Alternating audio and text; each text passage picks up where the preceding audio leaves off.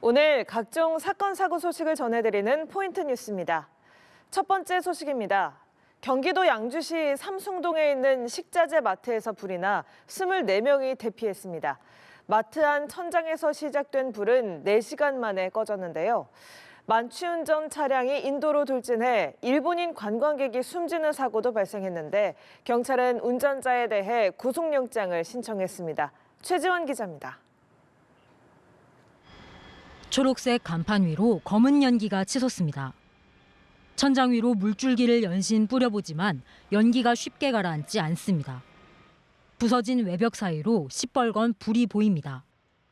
오전 10시 40분쯤 경기도 양주시 삼숭동의 마트 천장에서 불이 났다는 신고가 접수됐습니다.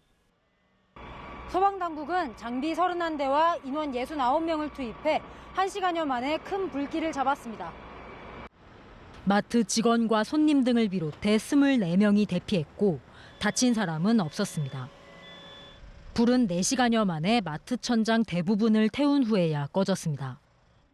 인승용차가 인도로 돌진해 공원에 있는 화단에 처박혀 있습니다.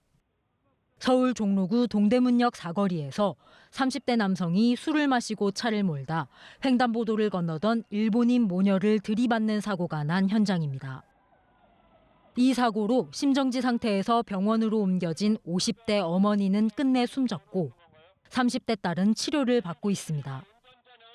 사고 당시 30대 남성의 혈중 알코올 농도는 면허 취소 수준으로 알려졌습니다. 딸이 준비한 효도 여행으로 한국을 찾은 모녀는 동대문 디자인 플라자에서 쇼핑을 마친 뒤 낙산 성곽길을 보러 가던 중 변을 당한 것으로 전해졌습니다.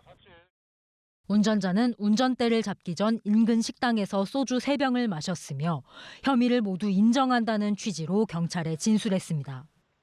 경찰은 구속영장을 신청했습니다. 연합뉴스TV 최주원입니다. 다음 소식입니다. 휴대전화를 해킹하는 수법으로 성매수 남성들의 개인정보를 확보해 협박을 일삼아온 일당이 검거됐습니다. 마사지 업주들을 속여 휴대전화 해킹 앱을 설치하게 만든 뒤 이들의 고객 정보를 빼낸 건데요. 서승택 기자가 보도합니다. 경찰이 한 남성에게 미란다 원칙을 고지합니다. 셰프 발견 집행하는 거고 전에 살인권 있고 변명할 수 있고 셰프 적부심 청구할 수 있어. 남성을 체포한 경찰관들은 사무실에 있는 컴퓨터 등 범죄에 쓰인 도구를 압수합니다.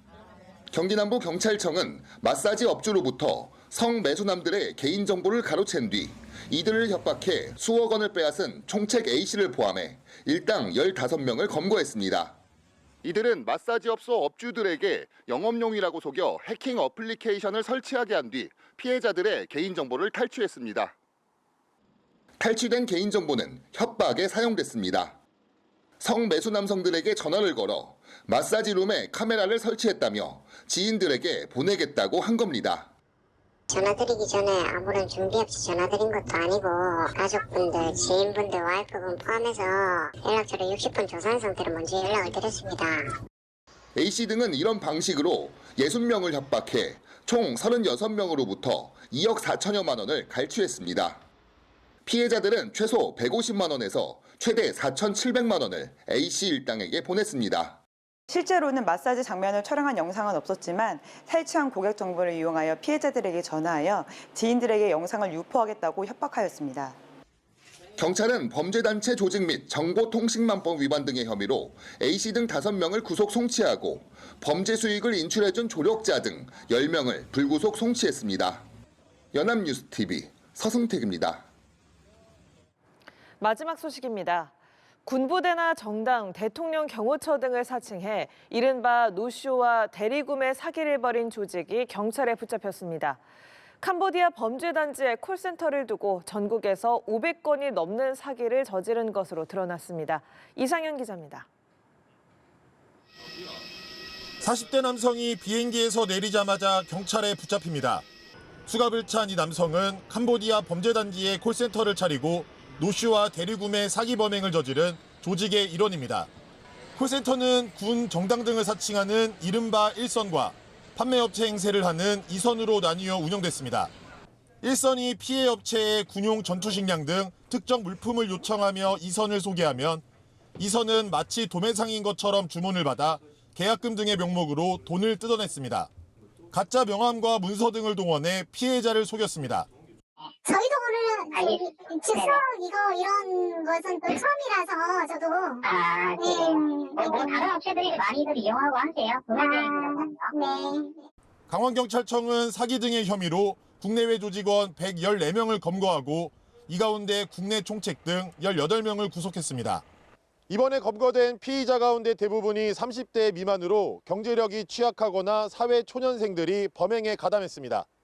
캄보디아 총책이 운영하는 콜센터를 중심으로 국내 중개기 관리책과 자금 세탁 조직으로 나눠 운영됐는데 중개기 관리책은 캄보디아의 연락을 국내 번호로 바꿔주는 역할을, 자금 세탁 조직은 피해금을 가상화폐로 전환해 해외로 송금했습니다.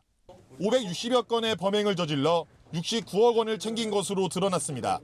한번 포섭이 되면은 벗어나기 힘듭니다.